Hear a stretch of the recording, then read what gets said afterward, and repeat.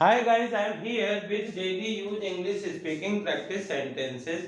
These sentences are very helpful to learn English.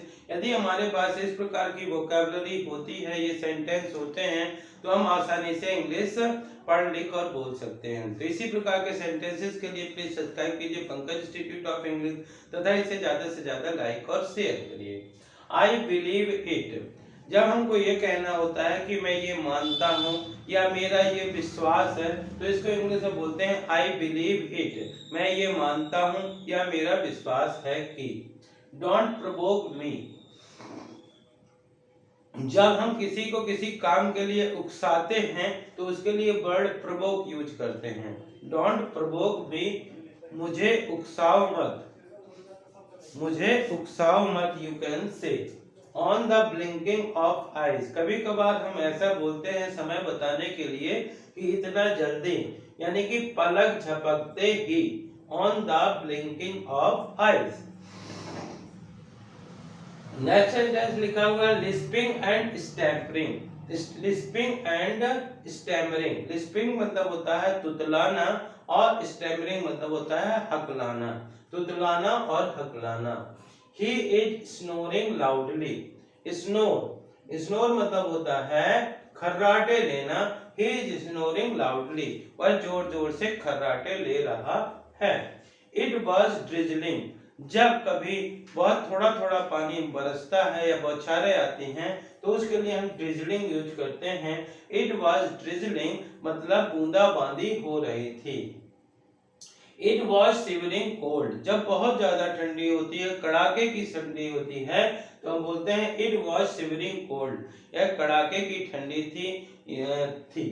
Blow the horn, blow the horn मतलब horn बजाइए। अक्सर आप लोगों ने वाहनों के पीछे लिखा होगा, देखा होगा, ब्लो द हॉर्न मतलब हॉर्न बजाइए। नेवर कंपेल एनीवन, जब किसी को मजबूर करने के लिए कंपेल बोलते हैं, तो हम कहना चाहते हैं कभी भी किसी को मजबूर मत करो, तो never compel anyone. Next sentence है quench the thirst. Quench the thirst मतलब प्यास बुझाना। प्यास बुझाने के लिए हम क्वेंच द थर्स्ट का यूज करते हैं। नाउ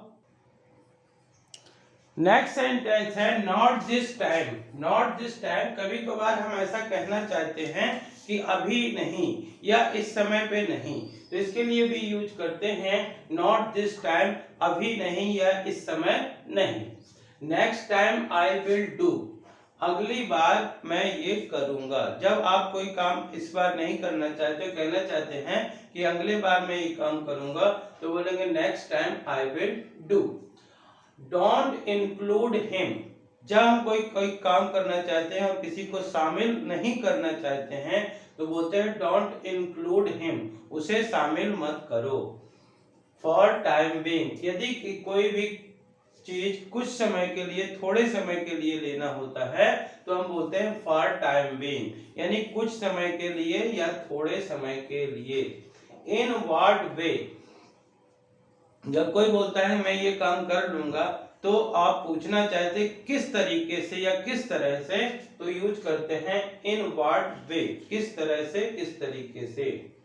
बिकम फेमस ओवरनाइट, जब कभी कभार कोई चीज रातों रात हो जाती है, बहुत कम समय में होती है, तो उसके लिए हम ओवरनाइट का यूज करते हैं।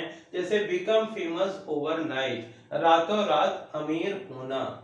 बिकम रिच ओवरनाइट, इसी प्रकार यदि कोई व्यक्ति एक ही दिन में धनी हो जाता है बहुत कम समय में, तो बोलते हैं बिकम रिच ओवरनाइट, यानी कि रातों रात अमीर होना।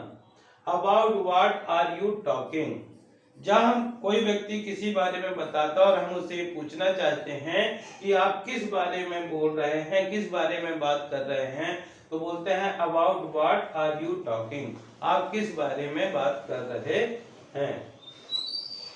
रॉबर्स एंड सिनर्स, सिन मतलब होता है पाप और सिनर्स मतलब होते हैं पापी। रॉब मतलब लूटना, इसी से बना है रॉबर्स। रॉबर्स एंड सिनर्स यानी डाकू और पापी। वार्न अगेंस्ट एनीथिंग, किसी चीज के खिलाफ चेतावनी देना। वार्न मतलब वार्निंग, चेतावनी देना। अगेंस्ट मतलब किसी के खिलाफ, एनीथिंग किसी चीज के खिलाफ, वार्निंग देना, चेतावनी देना। So dear friends, these are some sentences which will help you to learn English. इसी प्रकार के सेंटेंसेस के लिए please like share and subscribe Pankaj institute of English. Thank you for watching.